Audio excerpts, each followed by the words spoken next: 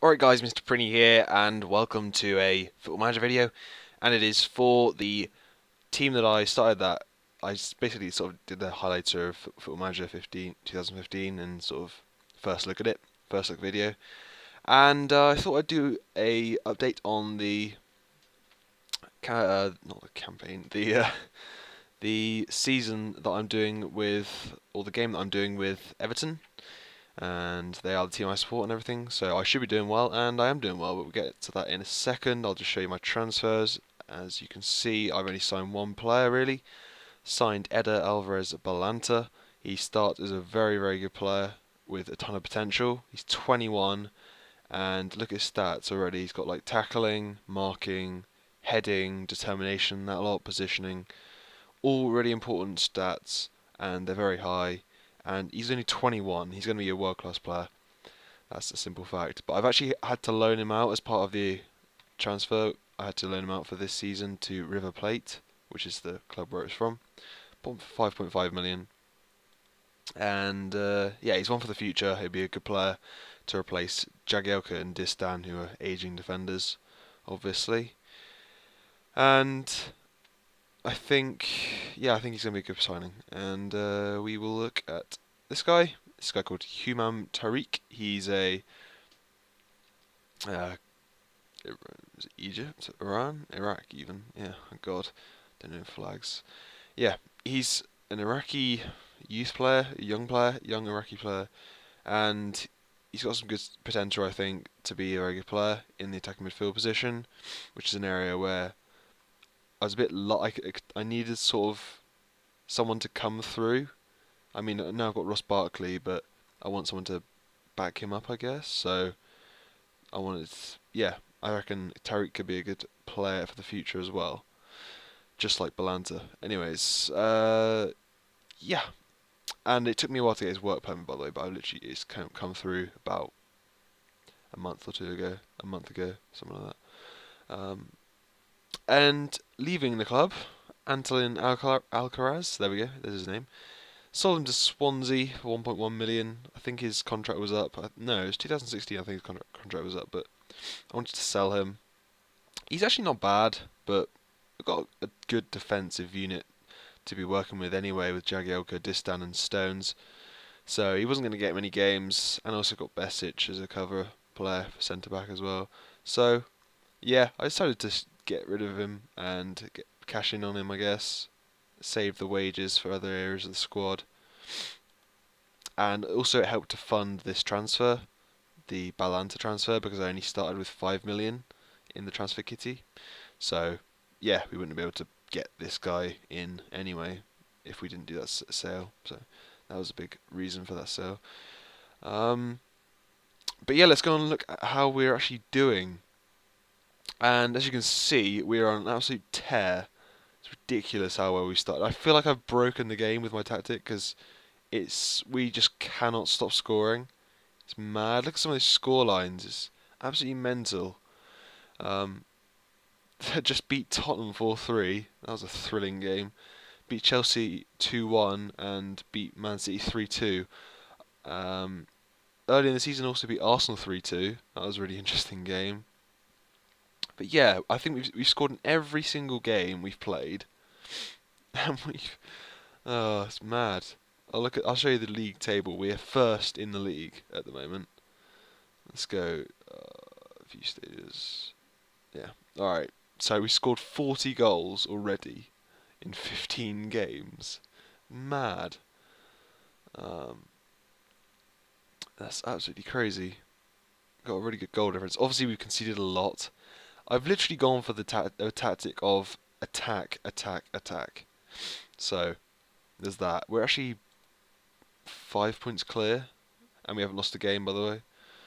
We lost in the Carling Cup against Tottenham. That's the only loss we've had so far this season. In Europe, we are top of our group, I believe. Well, we must be. Yeah, 13 points. We've already qualified from our group. We've already finished first in our group as well. Yeah, nothing much to say to that. It's very, very easy group, to be honest. Like, our best team is Red Bull Salzburg, and they're not that good at all. They're not. They got good reputation, but they're not that good, really. Who's their best player? Exactly. Exactly. Anyways, yeah, we are doing pretty well. I will show you my team.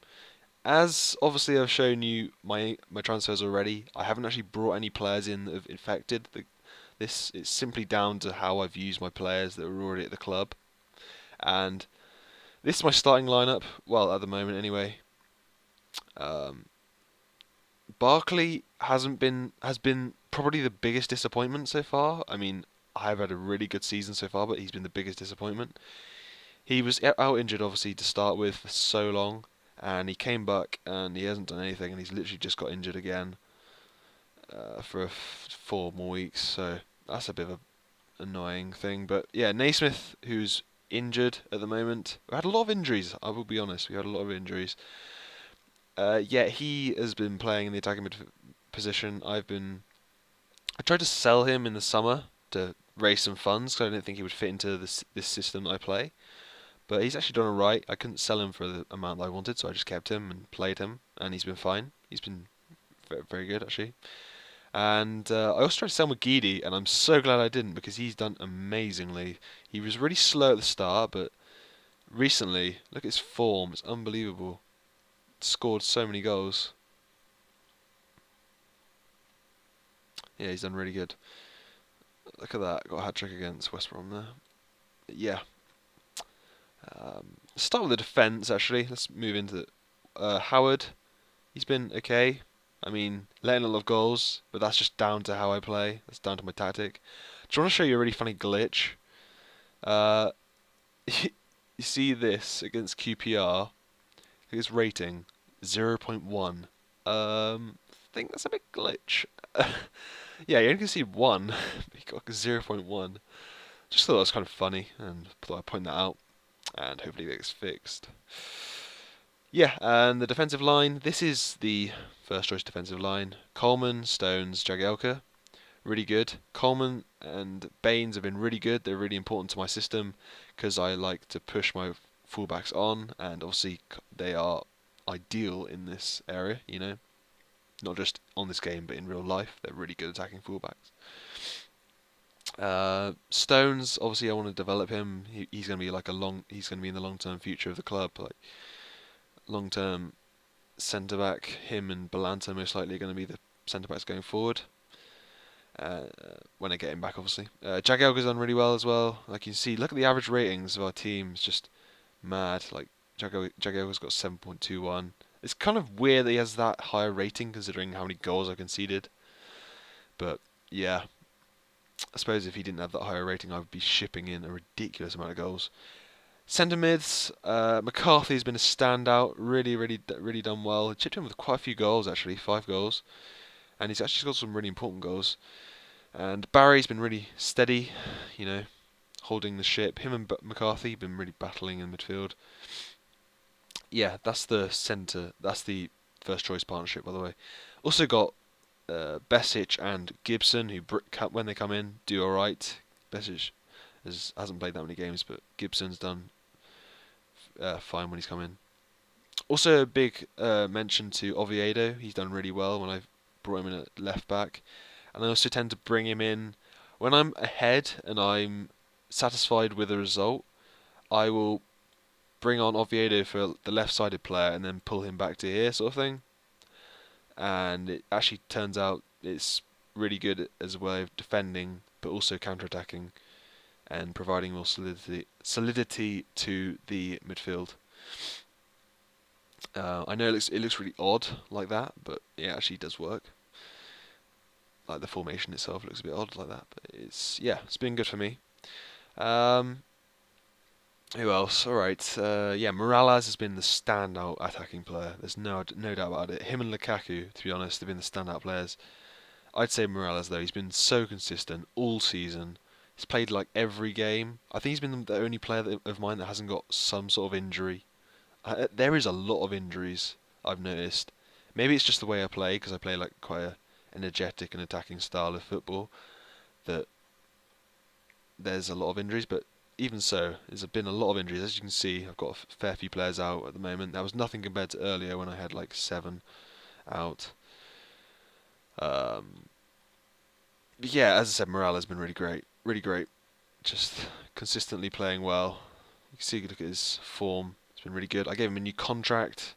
His was expiring in 2016, I think. So I wanted to make sure I gave him a new contract and tied him down. 79k a week. I know it's quite a bit, but I'm going to try and get rid of some other higher earners such as Eto and PNR. Speaking of Eto and PNR, they've been okay. They haven't really played that much. Eto's injured at the moment. Scored 2 goals in his first couple of games and then hasn't really done anything since. PNR was poor at the start, but he's done alright when he's come in at attacking midfield. I've been playing him in the attacking midfield area rather than his favoured left wing position, and he's done alright there.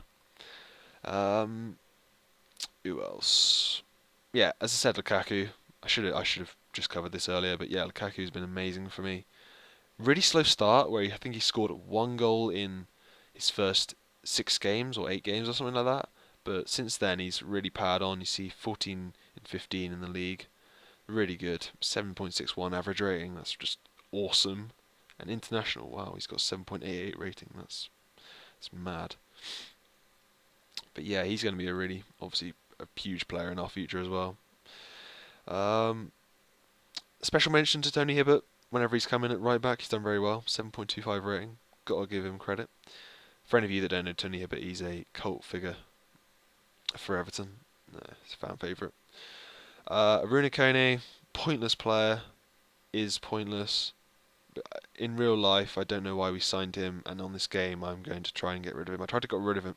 Tried to get rid of him in the summer. Couldn't get rid of him, but I will try again in January. See, we're quite close to January. Well, a few weeks from January. Osman been injured. 2 sub appearances, nothing to say there. Distan's done well. He's the third choice centre back even.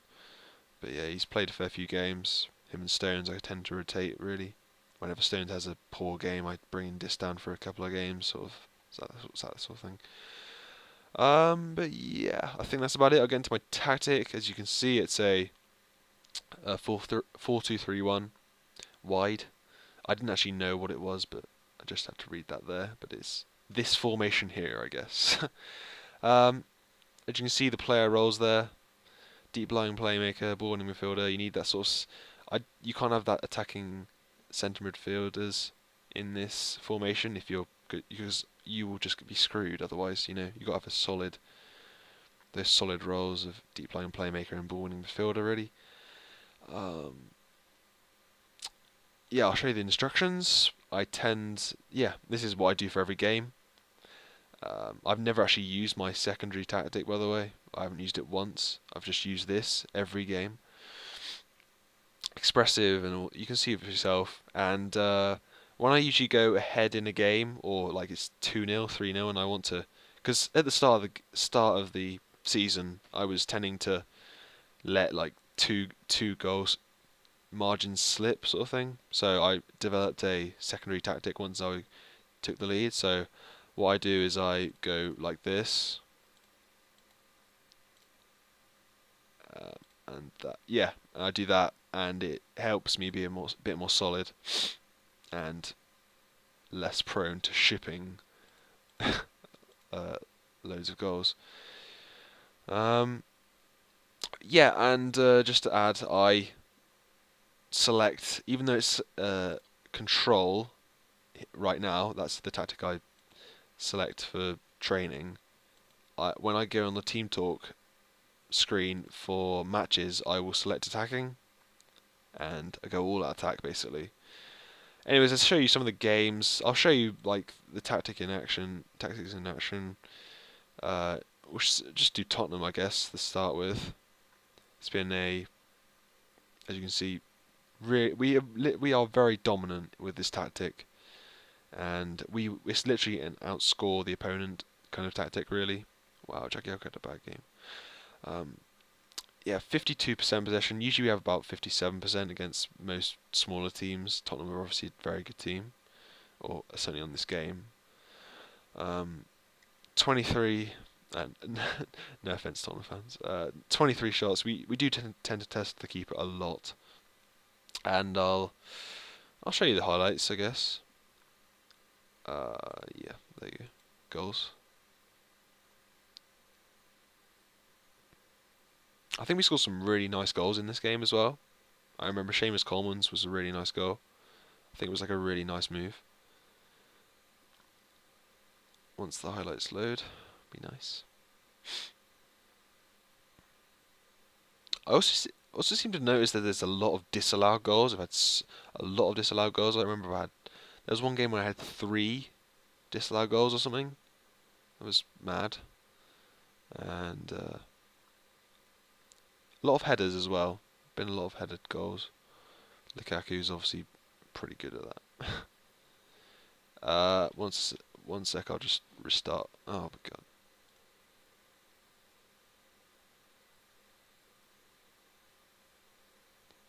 What happened there? Okay, let's go. Alright, so Tottenham took the lead. Ridiculous goal. Did you see that? Absolutely ridiculous from Dembele. That was such a beautiful finish. And I was like, fair enough. If I lose to that, okay. You see, like, they're trying to make the pitch muddy or something, and it just looks bad. And I think we score from this. I'm not sure. Tottenham might score. Yeah, we do. I think this is Coleman's goal. It's a really nice move. See, lovely passing. Barkley. This one he got injured just before he got injured, by the way. Lagging a bit. But yeah, that was a lovely move, as you can see.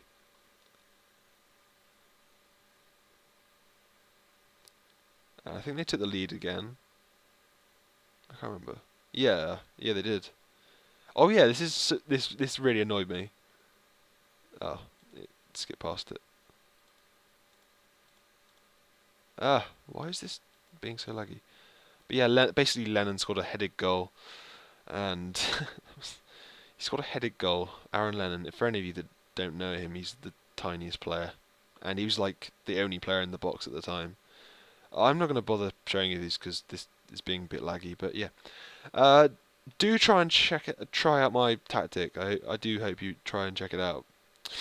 Try it out because for me it's just been ridiculously overpowered. I don't know if it's overpowered or it's just a really good tactic. I don't know.